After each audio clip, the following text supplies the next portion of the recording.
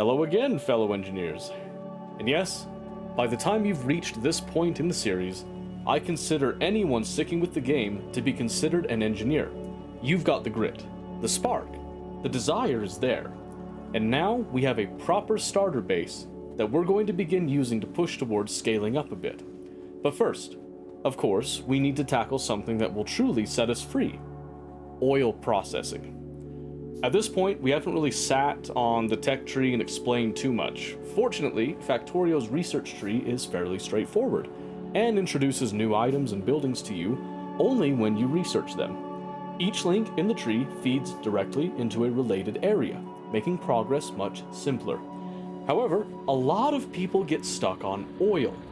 For some people, it's a confusing topic, involving a lot of processes from liquid to solid, and taking one resource and turning it into multiple to feed into the others. Then we go from basic processing to advanced processing, which involves 2 liquid inputs and 3 liquid outputs, each of which has to be managed to ensure a nice and steady flow of resources that doesn't lock up your current production lines in any way, shape, or form. To do this, we have a couple of approaches to take. Naturally, many try to brute force this approach when first encountering it, hoping that using the resources will keep things flowing at high enough rates to never lock up. The problem with this, in my eyes, is that you need to use perfect ratios and then not really change them, which can be fairly strict in its approach. There's a time and a place to do something of that nature, but our approach later will be a bit more flexible. A second option is to have cracking set up all the time, going from heavy to light and light to petroleum, knowing that you'll be using petroleum probably the most. The issue, of course, being that sometimes you may have a backup of petroleum and then have no heavy or light oil remaining. There could be a multitude of other issues that can arise with this, but simply put, static machines are susceptible to the changes we make in the factory constantly from outside of the defined area of its process, meaning that eventually we may have to change things here to accommodate those needs. So then, what is our solution? Well, my dear friend, this is where we begin to introduce you slowly into something that is equally as frightening as the oil processing itself: logic.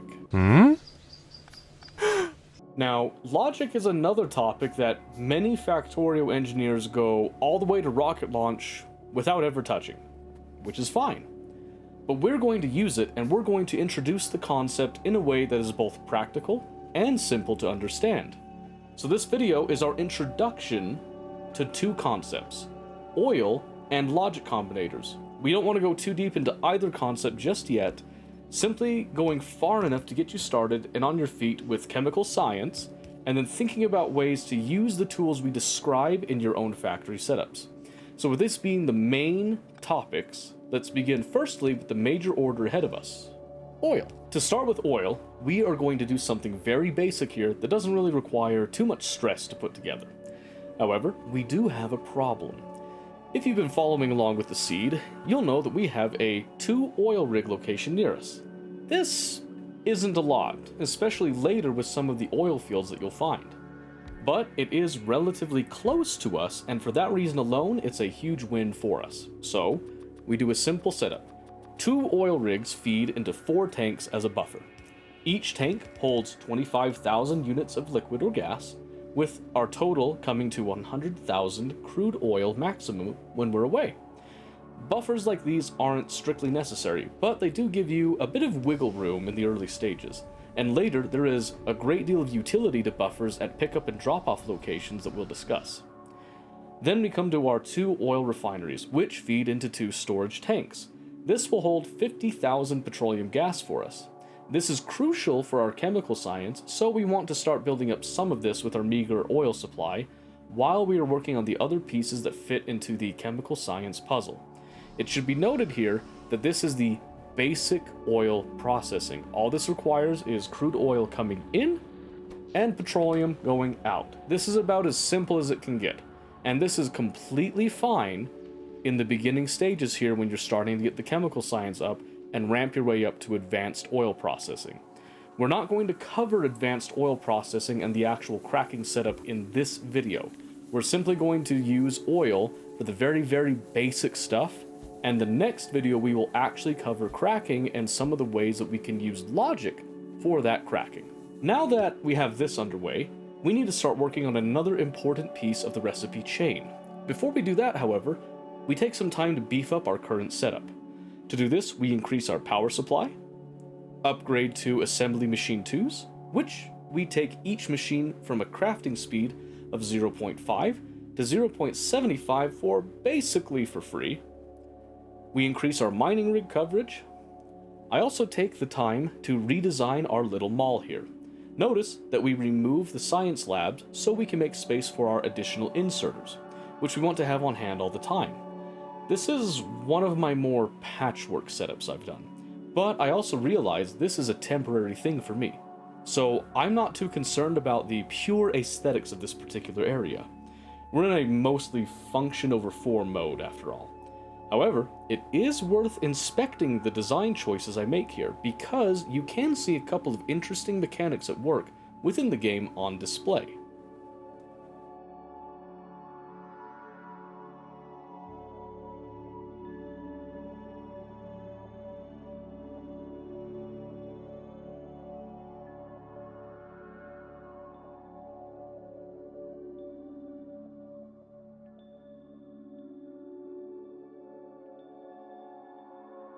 Now that we've gone through and upgraded our base infrastructure, we can now work on one of our first larger builds, the engine factory.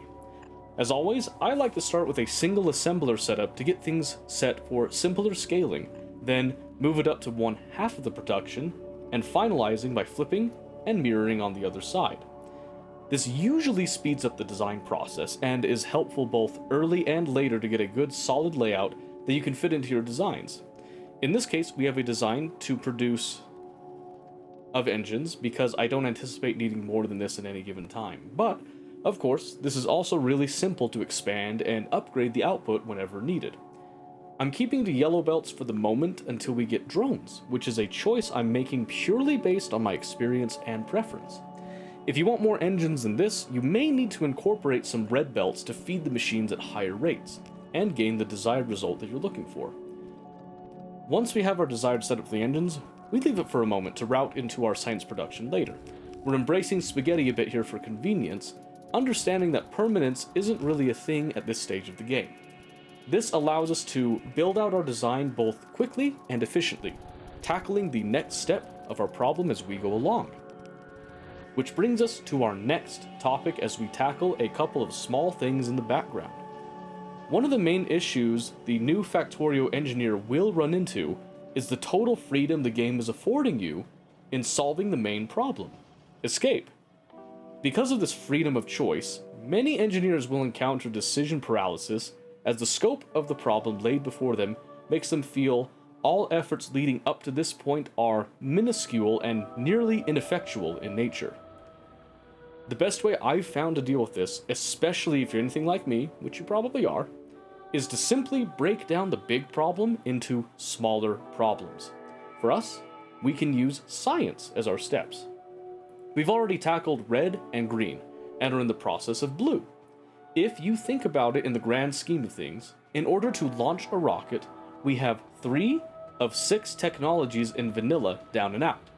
And in reality, we only need 5 of these to actually unlock the rocket launch in vanilla. So by the end of this video, we are 3/5 of the way to launch already. That puts it into perspective a little bit. Now, when it comes to Space Age, which we are playing, we actually only need red, green, and blue in order to launch a rocket. This is because Space Age DLC revolves a lot around, well, space, but that's a given. For the purposes of this tutorial, we will not be leaving Novice until we have attained vanilla science levels for the rocket launch. This will keep things fairly consistent across the board and allow you to follow along on Space Age or vanilla as you desire. Now, back to our current predicament. Remember the petroleum we gathered up earlier? Well, now we're actually ready to use it. Here we are going to do a very small setup that we can scale later if we so desire. Basically, we are using petroleum and water to create our solid sulfur, and coal mixed with petroleum to produce plastic bars. There isn't a whole lot to discuss here in my eyes. This is a pretty normal setup you can find, works pretty well for the situation we're in, uses a lot of foundational principles that we've kind of covered in the past here. You can feel free to copy the design that you see here, and you can do your own thing as well. Do with this info whatever you see fit, but just know that we need sulfur and we need plastic bars.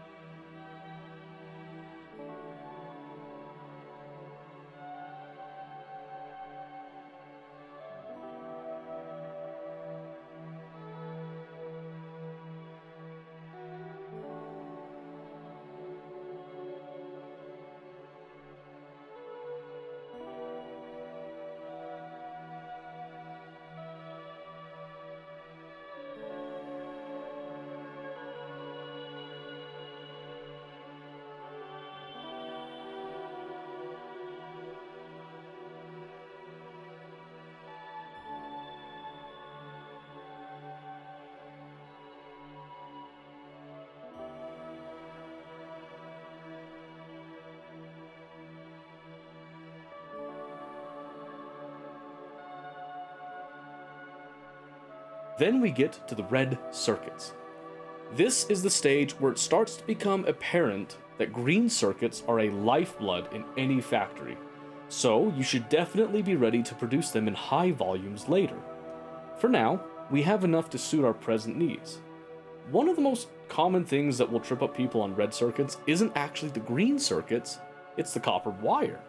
It is vital that you make enough copper wire to meet the demands of your machines if possible. So you need enough machines to produce the wires needed to feed the red circuit machines.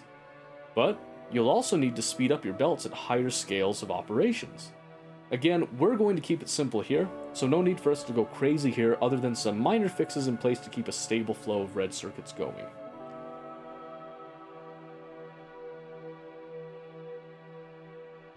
Then we get to our blue science at last. For this, we'll simply copy our science setup for the red and green, but instead of 1, we're going to double it up so that it matches closer to the actual output ratio of the other two sciences. Again, we're not aiming for perfect ratios, but we do want something that's at least close enough to match together so that the technology that we are producing is able to research at least a reasonable rate together at this current stage. Once we have that, we simply hook up our materials and we're done. Ready for more science and at that beautiful 3/5 mark for rocket launch.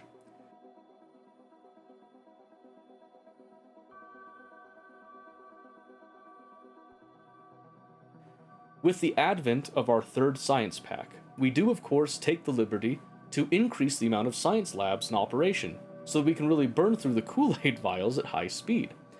The rest of the session I spend simply scaling up a few things, more power and more mining capacity, little more red circuits and other minor changes. This is the end result of what we see at the end, just keeping it all nice and compact so that it's very easy for you to look at it at a later date. And now that we've actually completed our chemical science, and we've got some basic oil coming in, and we've talked about logic circuits at least a little bit, that brings us to the end of the session. Once again, if you've made it all the way to the end here, I really do appreciate you taking the time to watch and learn the game with a different perspective. I try to make the videos better as we go and incorporate any questions and suggestions given both here on YouTube and on Twitch, where we stream live every Monday, Wednesday, and Friday. If you ever have any questions, we also have a Discord server for people that like Factorio, as well as a few other games that you can get into with us. Everyone is super friendly, don't be a stranger. Thank you all once again, keep on going, don't stop learning, and remember, there is no factory better than a factory that you've made by yourself. Stay strong.